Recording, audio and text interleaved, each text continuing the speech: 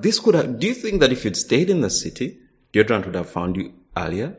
I don't know if it's an idea of city and village, but I do think it's an idea of being exposed, so to speak, to the information. What was your mother's role in this? Nothing. She didn't ever bring it up? About body odor? Yeah. No, showering, of course, when you don't shower that once a day, it's a problem.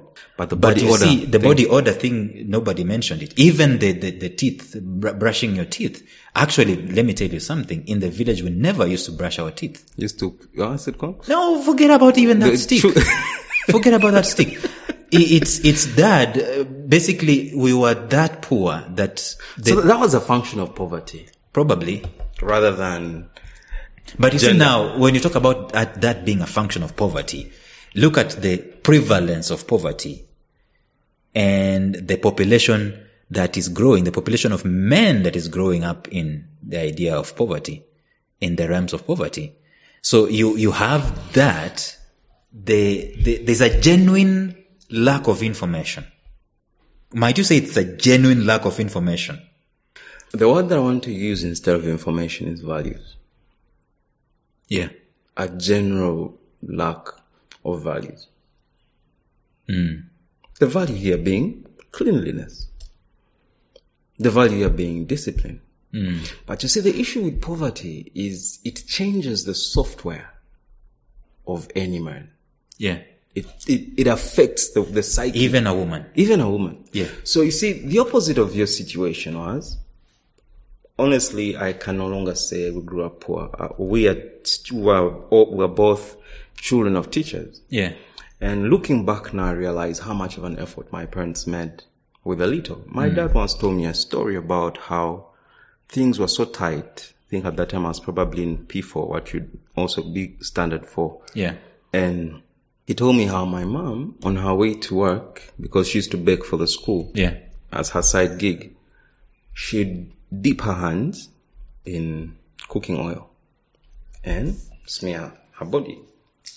Cooking oil. A hot cooking oil or? No. Just normal cooking oil. Normal temperature. Yeah, because we had just gone to school. Yeah. Now, on our way to school, to leave this woman too broke to buy her lotion, we had lotion. I remember I got my first deodorant, I think in P6. Whoa. P6? Top Society? Not sure, but Top Society. Got it. But before that, you know, I tried. Before she could afford the deodorant, she's like, you know what? You need to try something called Bombo. Now, Bombo is it's a weed. It was even recently here used for treating COVID. Yeah. So Bombo. And because we had chicken, she told me, when you go to pick eggs from the poultry, if you find a hen that has just laid an egg, you get that egg, you put it in your armpits.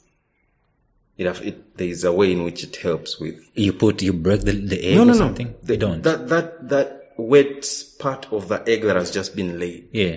And when you put it in your armpits, it will help with the body odor. Yeah. Then besides that, we have all these bush herbs. So what I'm saying is that as Africa, we are so wealthy. We are aware.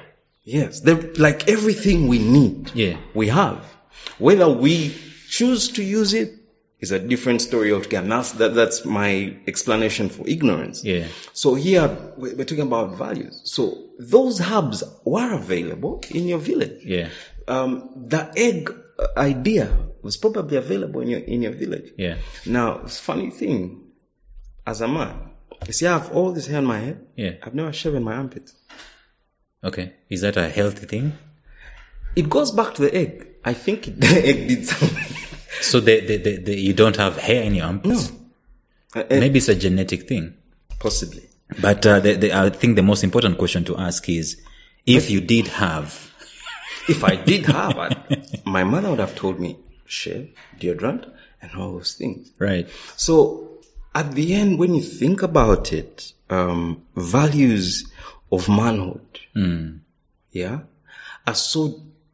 When they are strong, they are so deep that you would need money to destroy them, which is what has happened in this world. That the way, for example, we as the Gishu ethnicity look at manhood, I do not know if this happened for you, but when a Gishu is circumcised, on the day after the circumcision, when he's in the village shack, they are being cleaned by his uncles, not his father. His uncles. The first cleaning is done by his uncles. His father comes with 4 things. He comes with a panga. That's what do they call a machete. A machete. Yeah. So he'll find you there wailing because no matter how strong you are the previous day when you're being circumcised, the first wash is pretty hectic. So I remember my experience. I was there being cleaned, wailing like a problem, you know. And my father comes and speaking through the window and says, "So my son, now you understand what manhood is about. Manhood is about managing pain. Manhood is about surviving pain. Manhood is about outgrowing pain. Right." And he said, and as a man, you need these 4 things. He said, 1, here is a panga. So with this panga, open the garden for your wife. Then he gave me a hoe. He said, with this hoe, make sure there's never a lack of food in your house. Then he gave me an axe and said, with this axe, help your wife split firewood. Food will be cooked quicker. Then he gave me a spear. I said, with this spear, you protect. Right. So, are you seeing the picture that he has painted about manhood? It's a massive picture. It's not about the circumcision, which people think it's about, oh, now I'm circumcised, I can have sex with anybody, I can drink anywhere. No, it's about... It's life. It's life. It's transition into life. Being a man is bloody business, my brother. Yeah. So the Gishus have narrowed it down and said, this is it. Do they still do that? I will do it for my children. Do they still do that as we speak? They still circumcise. I don't know how many have this conversation with their children, because many people just look at it as a rite of passage. Yeah, the biological thing of removing the foreskin, and that's it. And then to get the liberty to sit at the pot of men and have as many women. But you see, that's what I'm saying. The values are there, but they're ignored. You guy. They're ignored. So when you look at those 4 things, a panga, that is service. And today it could be a computer or something. Exactly. A hoe, that is provision. Yeah. An axe, that is teamwork. Yeah. And the spear, that is protection. Yeah.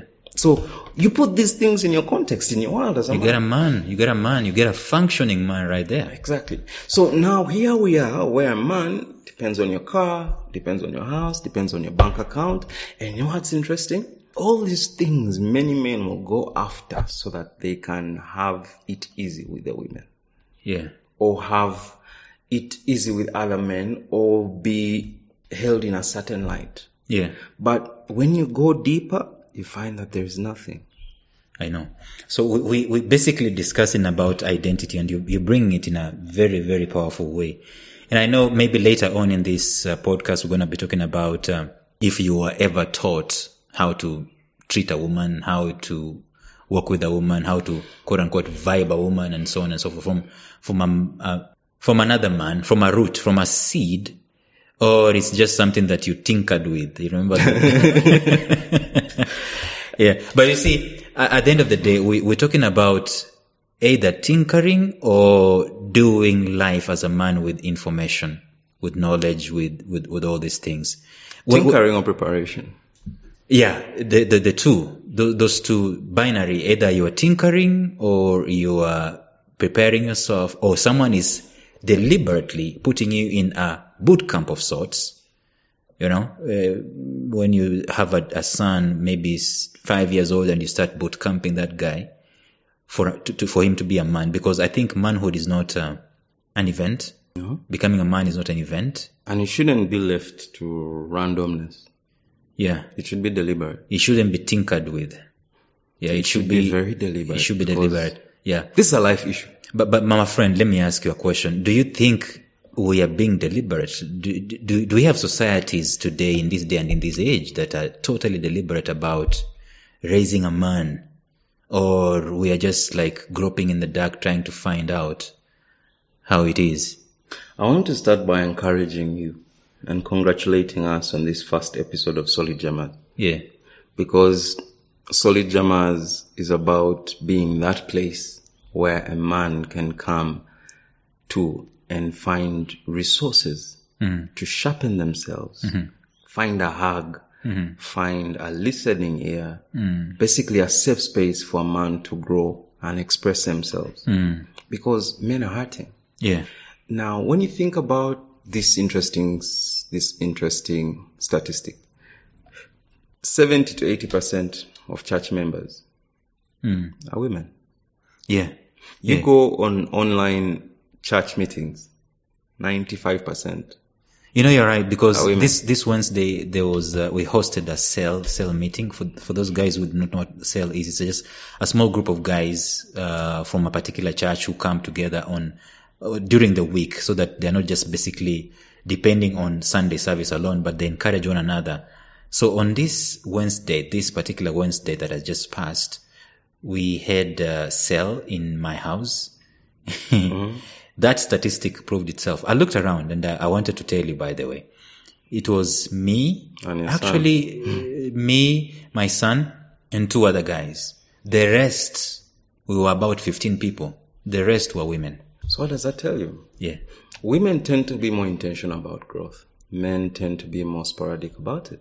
Is it about the spirit of adventure, or is just... Well, one, you see, for you to subject yourself to a growth space requires humility. Yeah. Now, men are naturally leaders. They're the ones who are supposed to be leading. So, you see how much humility is required from a leader to follow? Yeah. That's men's problem. Yeah.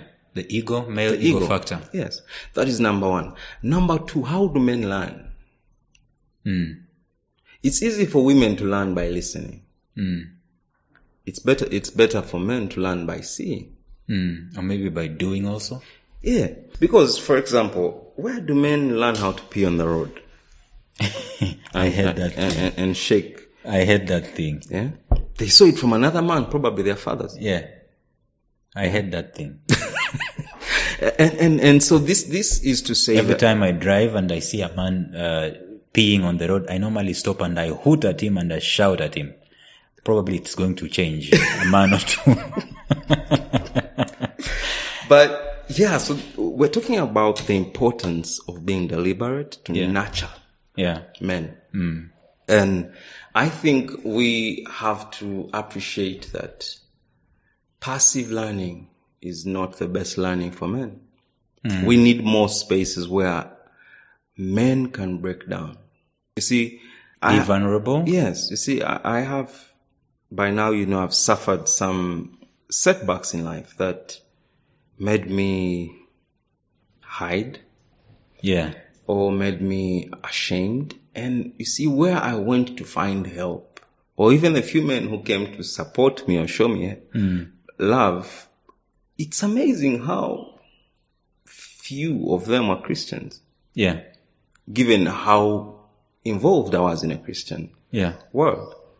And I also found it interesting that the most loyal friends were from the world. Yeah. Rather than the ones from church. So are you seeing the dilemma and the predicament for a Christian man? Yeah. That when a Christian man does something unchristian, he's going to be thrown out. He's going to be judged. Exactly. He's going to be like out of place, totally out of place. Mm-hmm.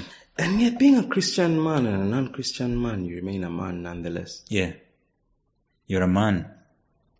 A Christian man and a non-Christian man have the same struggle. It's Thomas who said that the other day, that men all over the world are the same. I might say they are not the same, but their struggles are the same. Yeah. And so it's basically that second pillar you talked about, the manhood. Yes. The manhood for a man doesn't change when he becomes a Christian, does it? No. Mm-hmm. Like your desire for calves remains. Yeah. Even when you're pastoring, you speak in tongues for 200 minutes, then you walk out in the streets and you see someone has dressed up and the calves are out. You appreciate God's blessings. I mean, and God's creation. Evaporate. You begin lines, begin poetry. Yeah. So this is what I'm saying, that we cannot remain adamant, we cannot remain passive about the business of raising men, the business of supporting men, the business of helping men be men, because on this pillar of manhood is the security.